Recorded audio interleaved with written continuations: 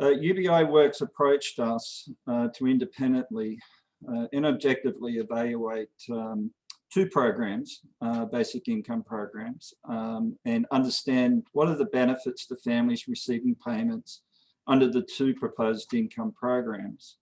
And secondly, what potential economic impacts of the programs could be, and how these impacts are actually shaped by the way a basic income program is funded.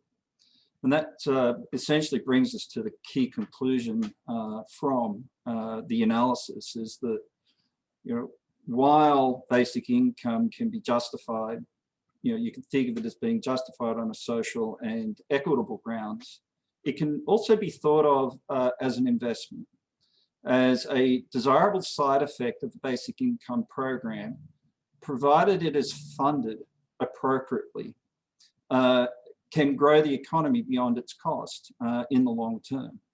And I think that's an important consideration.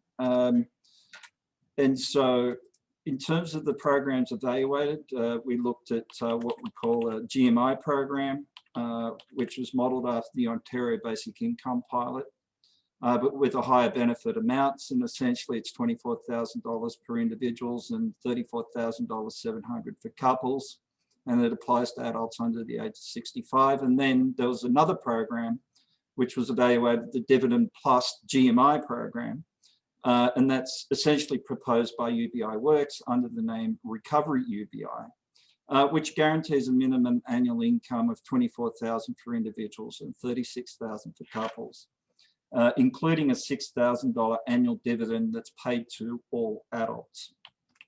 So in terms of benefits, a lot of people in the audience will understand the benefits in terms of the basic income beyond the economics. Clearly, the benefits of these two programs, about 3.2 million families are lifted above the poverty line. About 7.3 million families earning below $30,000 per annum are all significant beneficiaries. This represents about, for income families, there's about 2.3 million families in the lowest income bracket that would receive 240% more in terms of what their current disposable income would be. Now, the costs of the UBI program are significant, and it's not a trivial contemplation, given that the cost of these two programs could range between 5% and 10% of the economy.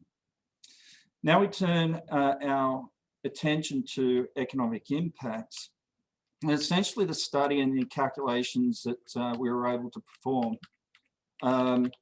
You know, we're first to be able to establish that a basic income program can be economically sustainable. The sustainability of a basic income program, however, does depend upon how it is funded.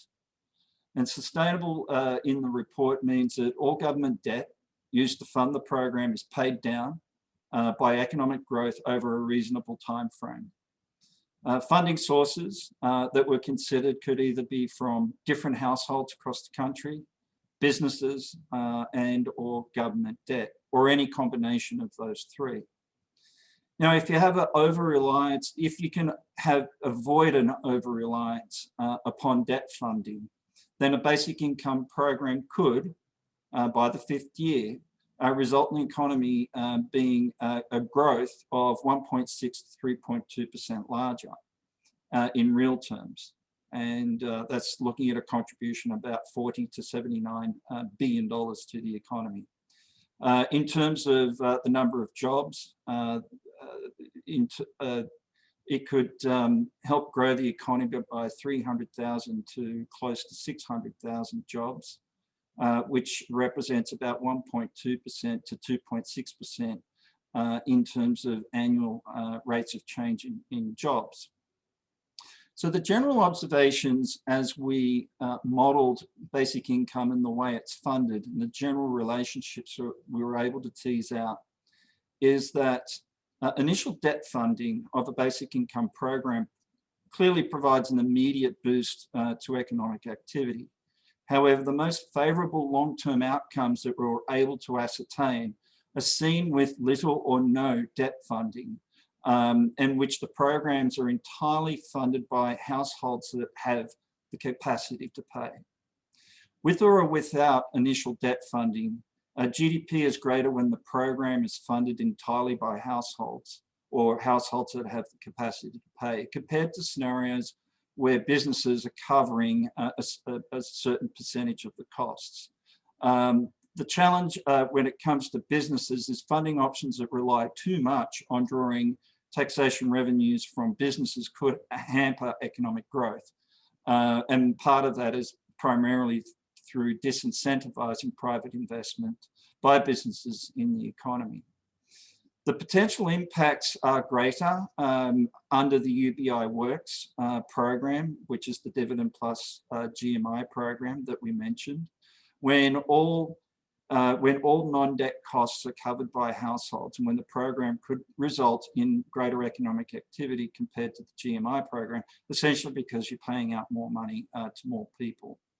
These general conclusions we tested to varying assumptions regarding different potential price and wage effects, because that is a consideration that needs to be taken into account when you're looking at an increase in, for instance, demand by households that have just received increases in disposable income as they demand more goods and services in the economy. And we found that the conclusions that we've just shared with you are robust under varying different levels of wage and inflation assumptions. What we did do is, given that we don't understand exactly what criteria needs to be met by funding a basic income program, and what I mean by that is that how much economic growth may you want to have in the future versus how much debt, versus how much taxation revenue do you or don't you want to be raising from different parts of the economy. So there is a section within the report where we looked at some criteria just to demonstrate that if society was able to land on some criteria of what a basic income should perform and what its economic impact, how can we actually make the execution of the basic income program as amenable to economic growth as possible. We considered some criteria in that we actually found a sustainability scenario does exist if the basic income program was to be paid down within 25 years. And middle income or lower income households are all net beneficiaries of the basic income program. And we found that, yes, there is this, we call it a side effect, but there is growth in the economy that exceeds the cost of the basic income program. By the fifth year, the GDP could be up by more than 2.3%, and jobs could be up by more than 430,000 jobs by year 5. And again, the funding solutions, we think about debt, we think about taxation revenues, either from households or businesses. So what we found is under that particular scenario, that basic income costs would be covered by debt, approximately around 50% in the first 12 years. It could range up to 21 years. And that 98% of all the other costs associated with basic income are covered by households, with 2% actually covered by revenues that are drawn from businesses. So as I mentioned, a key conclusion from the report is that while basic income can be justified from a social and equitable grounds, it does have this nice side effect when it's funded correctly. And in that regard, it can be thought of as an investment under certain conditions, in that the economic growth generated from a basic income program could exceed its cost within a reasonably a short time frame. And in this case, it would be less than 25 years. Thank you, and over to you, Jessie. Thank you so much, Paul. Thank you so much for that.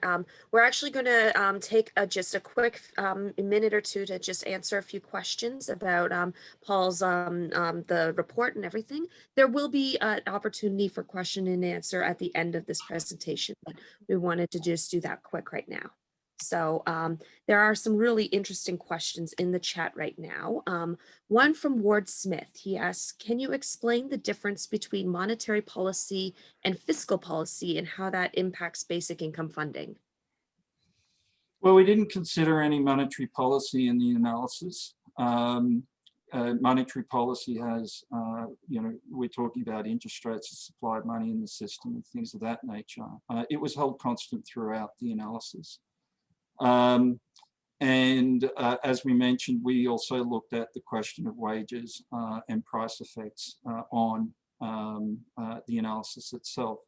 And so we narrowed the analysis down to essentially 3 sources of funding. And as you've touched on, there is fiscal policy in terms of raising taxes from different households with different characteristics or businesses around Canada. Awesome.